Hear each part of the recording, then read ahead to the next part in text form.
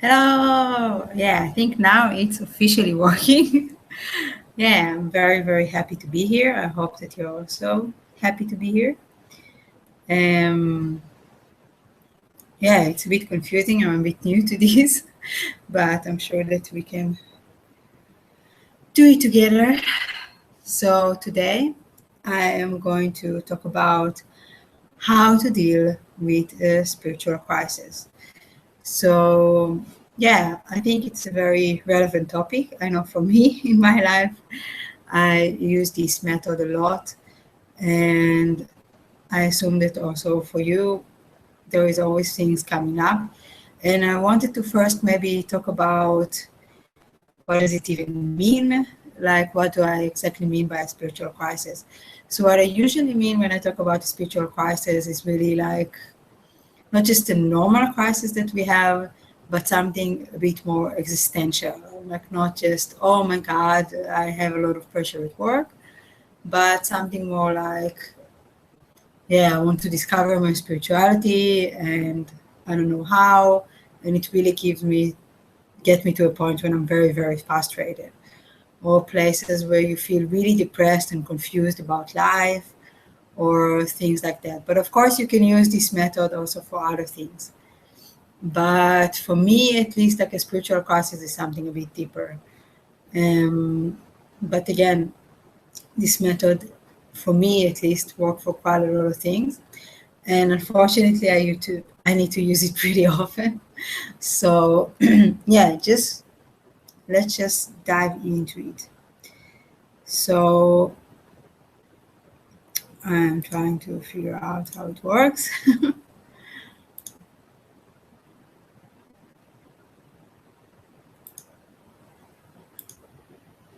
Yeah, so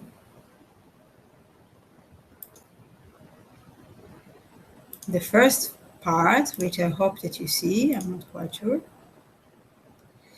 is, or doesn't matter even if you don't see it, is to just admit that you have a problem right now, which sounds quite obvious, but for a lot of us, it's, yeah, it's a step that we don't really do. Like we ask ourselves what to do and how to get myself out of it, and we very fast go into trying to find a solution before we even admit that we have a problem. And I think that, or like even if we admit that we have a problem, we don't really investigate what is the real problem, what is the root cause of this crisis, what is the root cause of this problem. So I think this is very, very important as a first step, just to admit that you are in a funk, to admit that you are in a problem that you don't know how to solve, and just to kind of accept it as much as possible. Like it's not like, okay, now life is problematic, so I stop everything else, but to just accept that you have a problem. And I think this is the very basic first step that will kind of naturally bring you to be able to invest a bit deeper, like what is the real cause of this. And from this, from my experience at least, you can also find like a much better solution. So this part is pretty obvious. I think we can already skip to the next part, which is to find a safe place and let it out. So that's very, very important. I really don't know how it works with the slide. I hope that you see when I move a slide, but I'm not quite sure. Maybe now. Okay. Yeah, you can give me a sign if you want to.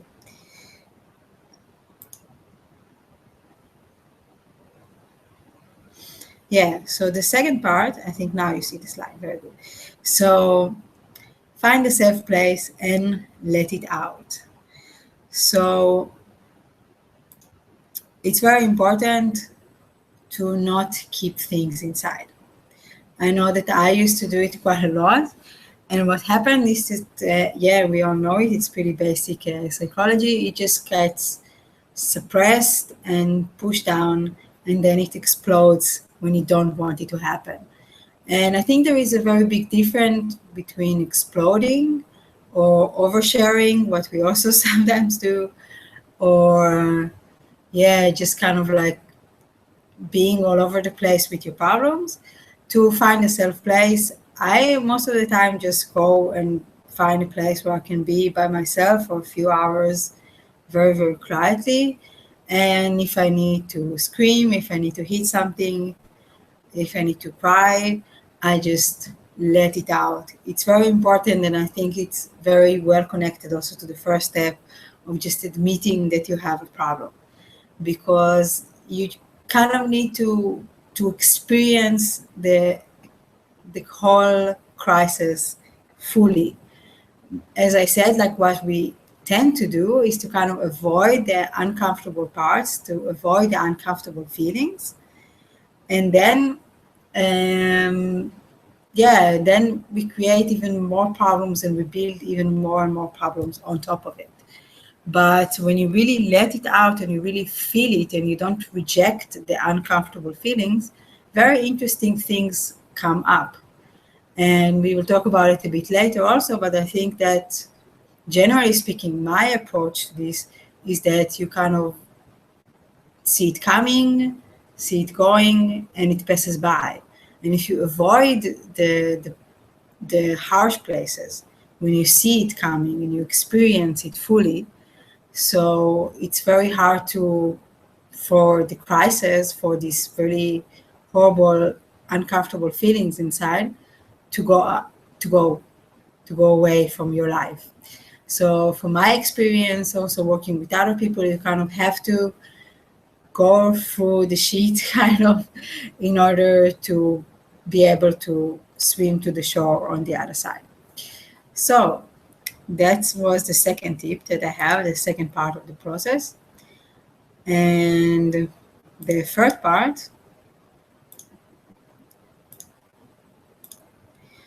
is don't build a camp there, which is also something that I can tell from my own personal experience.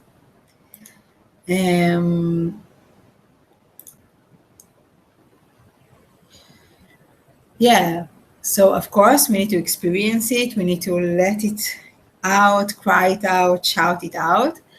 But after some hours, some days, you have to slowly but surely and very carefully move over. We have sometimes the tendency, especially if it's a big crisis, to just build a camp in our pool of tears and blood, you can say, in your pool of self misery and this very self-pathetic kind of a feeling. We have sometimes a tendency to just stay there, to just say, okay, this is my life right now. I am living like this right now. I'm doing a short break. And this is extremely, extremely dangerous. So as much as I'm into kind of like crying it all out, you cannot build a camp there. You cannot say, this is what I want to do with my life right now, because then you define yourself by this crisis. You think that I am this depression, I am this confusion, I am this dissatisfaction, and that's just not true. This is not who you are. Who you are, it's a much more complicated and much more brighter and wider thing. And when we are in a crisis, we have this tendency to kind of narrow ourselves to a very small thing that we feel right now because it's very strong, but it's still not a very good idea to define yourself only by that. So to put it in simple words, just don't build a camp there, don't move your whole life there into this not very comfortable place. Go outside, do nice things, meet your friends, meet people that you trust, which kind of connect, I think, if I'm not mistaken, to the next slide. Yeah. So no, it comes afterwards, but that's also a good thing to do or not to do. it's to make big life decisions.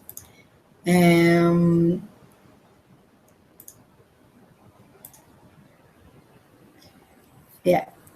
So when you're in this place, you're usually very over dramatic. What we do is like we take the negative parts of life, which are always there, and we just go to the extreme and make them much more bigger than they really are.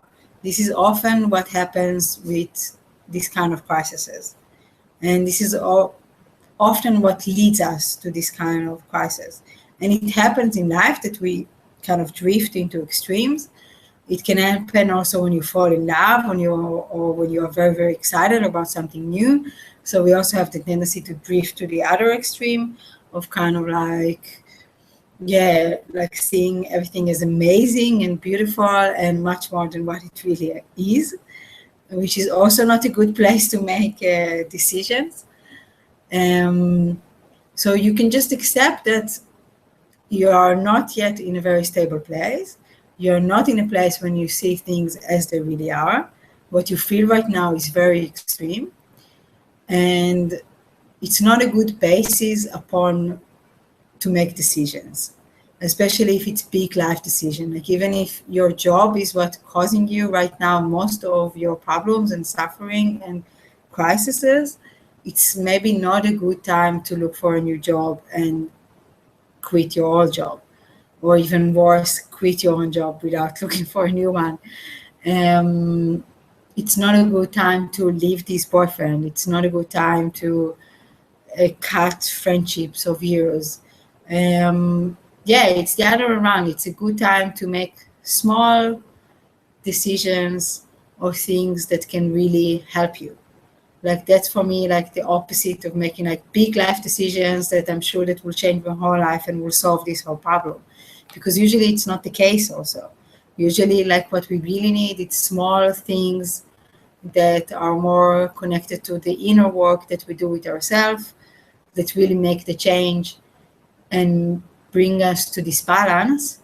And if you make big life decision, it kind of forces even more out of balance because it changes our life even more dramatically than what is already quite dramatic right now. So again, it's all out of painful personal experience. Small steps, things that do good for you, no big kind of things that you also might regret afterwards. And you don't want to be in this place. So just really think, maybe I can regret this in a few months. Maybe I should wait with it a little bit. And when you're on a safe ground, it's definitely the better time to do that.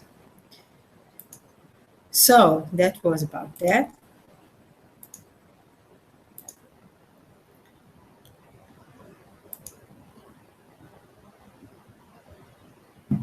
The next step is to take refuge in the right things. And I think here it's a bit less obvious what I mean. So I can explain a bit more.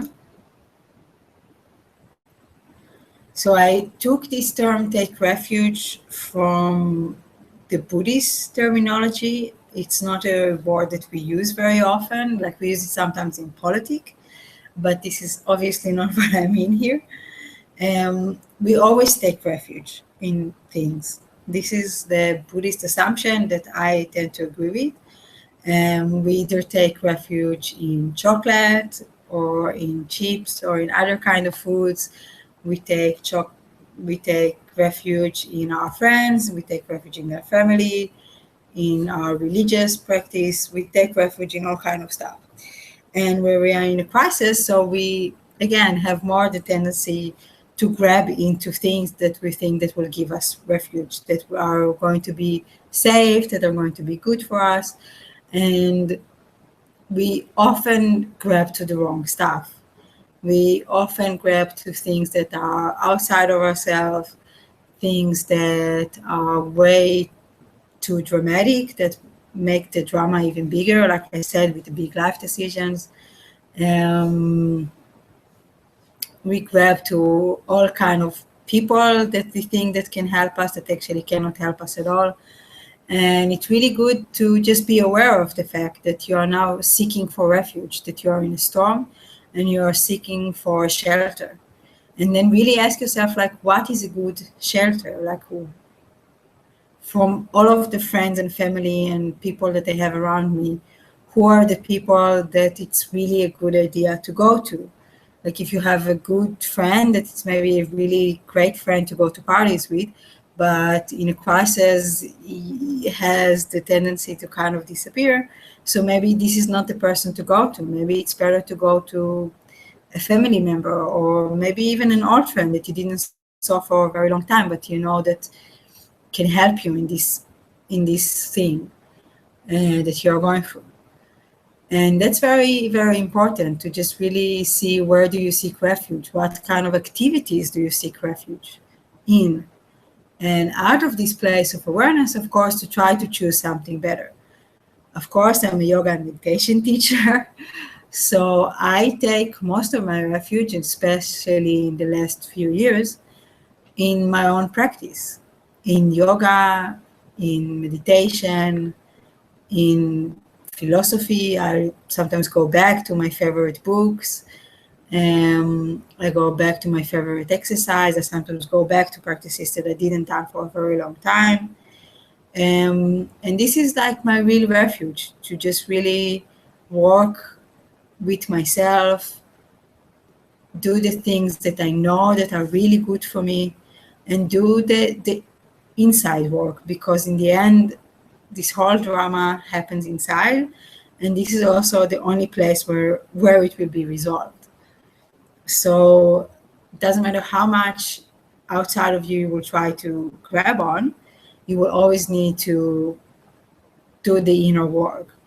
And sometimes you need some help from the outside in order to even get to the point when you can do an inner work. Again, it depends on how bad the situation is. I'm giving here just very general kind of, very general kind of instructions. But I found it also very helpful to kind of go back to my teachers. And if I have a teacher that I have a good relationship with, or an old therapist that I have a good relationship with, for example, as I said, I go back to my favorite books for my favorite teachers. And I really seek refuge there. And I think that for me, what I also do in my business, this is a very big part of it. I try to produce more options for you and for me also to take refuge in the right things. So, for example, now I have the Red Om products that are coming up probably next week. And this is a great example of something that you can do if you're feeling really exhausted, or you have some kind of a pain, or you're in some kind of a confusion and you need some clarity. So I created there different kind of products that I obviously also use myself, these exercises, and they all come from my own personal experience, that I do when I'm in a funk. And I recommend you, or I invite you in a way, to try them also. But of course, it doesn't have to be my product or my things that I do. It can be anything else. It can be any kind of yoga that you find online. It can be a yoga class in your neighborhood. It can be even something totally different. It can be just a lecture that you see on YouTube, or go in, the next center that you have next to you that gives some kind of lectures about spirituality. It many times help. It's not like a pill that you take and it's directly the crisis is gone, but it gives you tool. It gives you options, and it gives you, again, like this kind of space where you can relax a bit and try to find better solutions for yourself. So that is probably the most important part, at least for me, of how to deal with the spiritual crisis, is really to really pay attention to where am I seeking shelter, and to seek shelter in the right things, and not to drift into old patterns of bad behavior or just very unproductive behavior or unuseful behavior. This is often what we do. We just go to the other way around and do the less thing on earth that would really help us right now. So try to avoid this, and the best way to avoid it is just to look shelter in the right places. It's pretty easy. So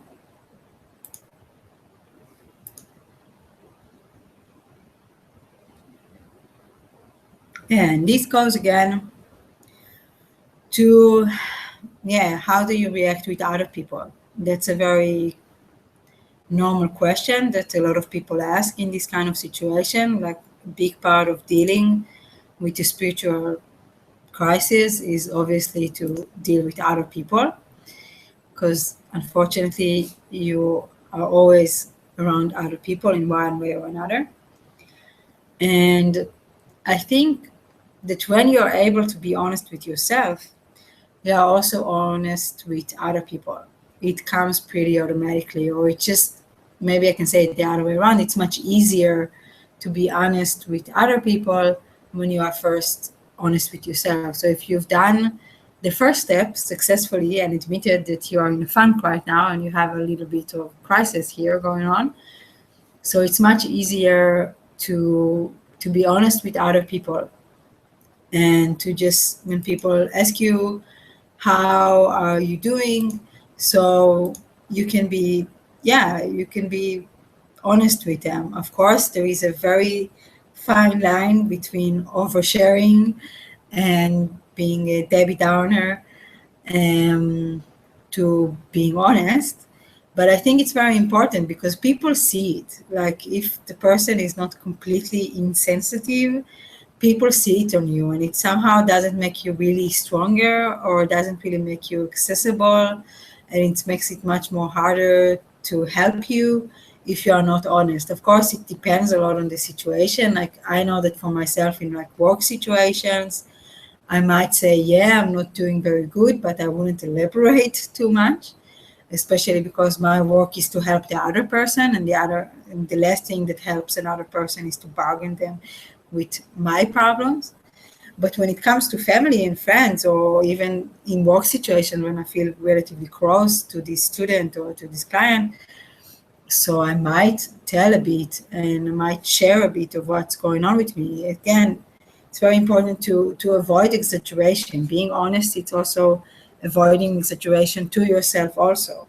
Like, it's not the end of the world. It's not, everything is collapsing, everything is falling apart. Probably just a few things that are falling apart. And this is the nature of life, and we talk about it soon even more.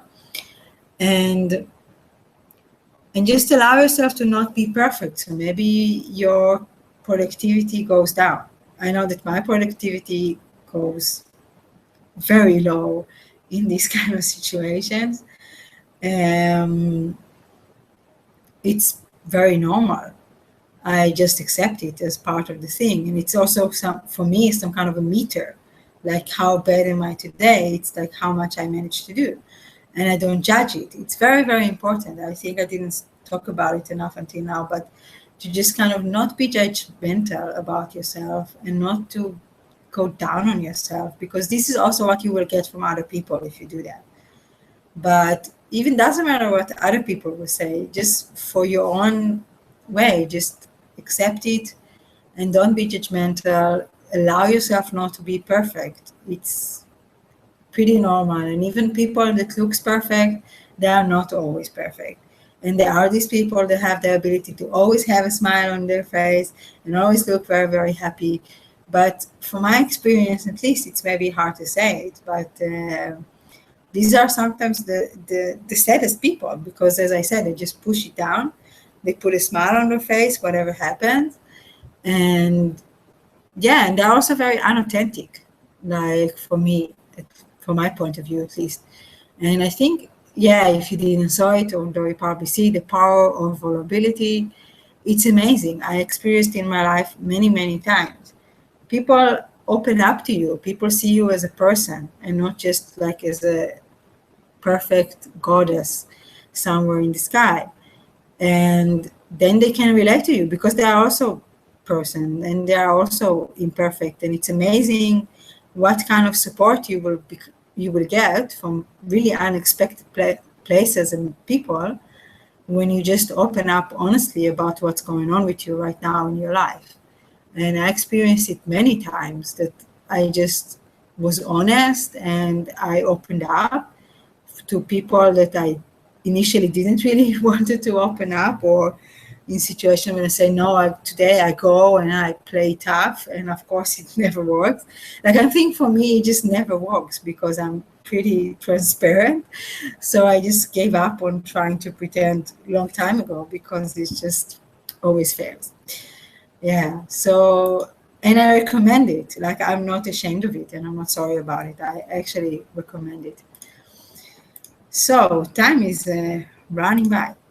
Okay, so now we have the last part. Enjoy the show.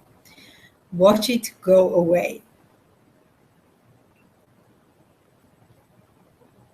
Yeah. So this is really the heart of what I believe. It's the whole attitude that can kind of get you out of it. As I said, I truly believe, and I think this is something that really helped me in my life tremendously, that everything is constantly changing and everything is arriving and subsiding.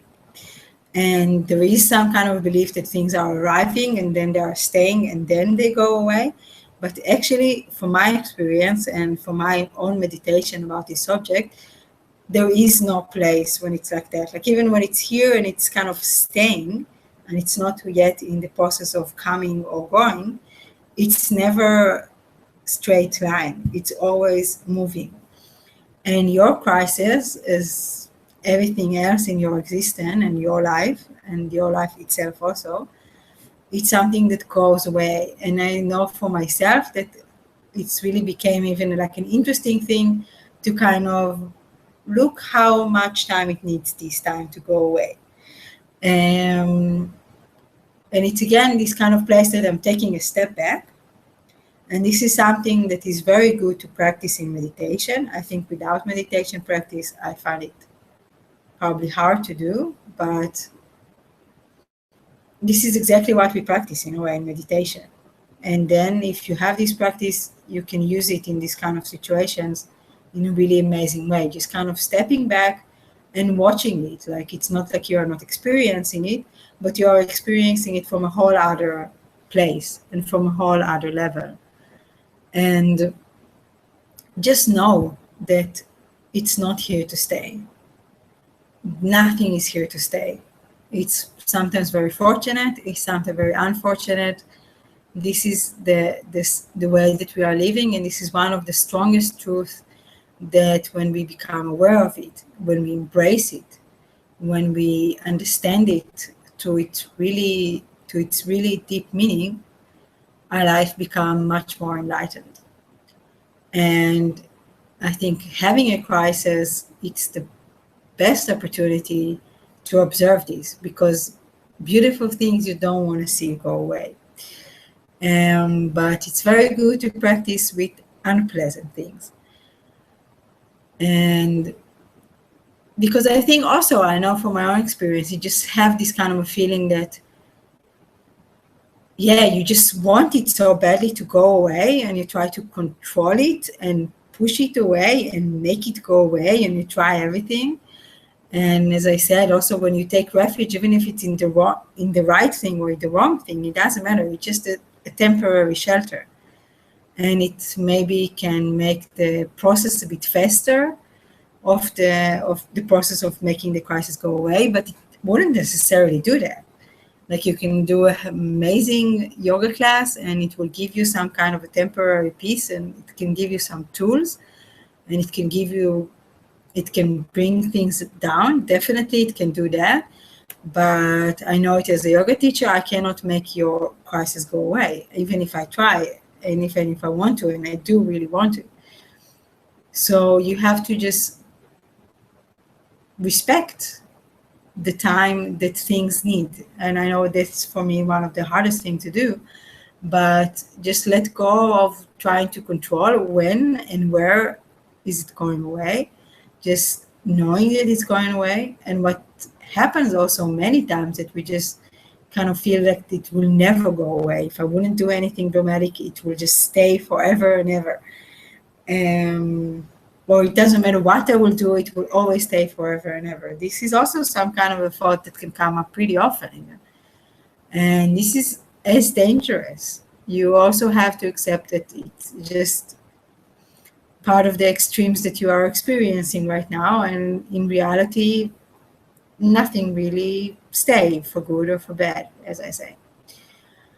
Yeah. So that was, I think, the last point. Yes. And everybody that registered to this together with the link, I will also send you a few files that have all of these points. Just on a small, you can cut it and put it somewhere, hang it somewhere, put it in your wallet or something like that. That in case of need, you can always take it out and use it. I thought it would be a nice idea. I probably will put it in my own wallet as well. And yeah, and if you have any kind of other questions, if you want to share with me your own experience, if you have other ideas or tricks and tips and methods of what do you do when you have a spiritual crisis and you want to share it with me, then feel really, really free to just send me an email.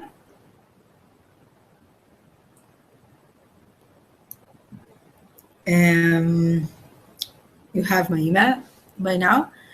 And yeah, I think that that's it. If somebody have a question now, I see that there are not a lot of people live, but if one of you have a question now, you can also ask now.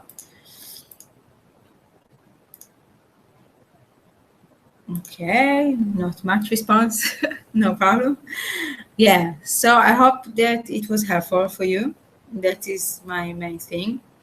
It was quite a lot. I feel like I just talked really a lot and touched really a lot of points. So you can obviously just see it again and you will have the points and just go through it slowly, go through the process. I went through all of this process now in half an hour, more or less. And of course, that when you really have a crisis and you really go through a process, it takes days, weeks, months sometimes. So of course, you can go much, much deeper. But I think the most important thing, if I really want to sum it up, is that everything is constantly changing. Everything is moving and everything is in a state of constant flux. And we are in a crisis. We usually have very strong opinions about who we are and why we suck and why our life suck and what do I need to get rid of. And yeah, and just if you are able to slowly every day put a little bit more space and a little bit more air around these places and just not get too involved and not go too much to the extreme and just bring yourself into a safe middle place and just watch the things as they are, you will see that they are moving and they are usually moving into a good direction, even if it doesn't feel like it right now. Can try to reflect on things in the past that were pretty disastrous, and maybe some of them were a blessing in disguise. So just be open to this opportunity. Doesn't mean that every crisis is a blessing in disguise. Some crises are just pure shit. But be open to the opportunity that it might be, that it might bring. Yeah. So thank you very much for watching. And yeah, have a great evening. Bye-bye.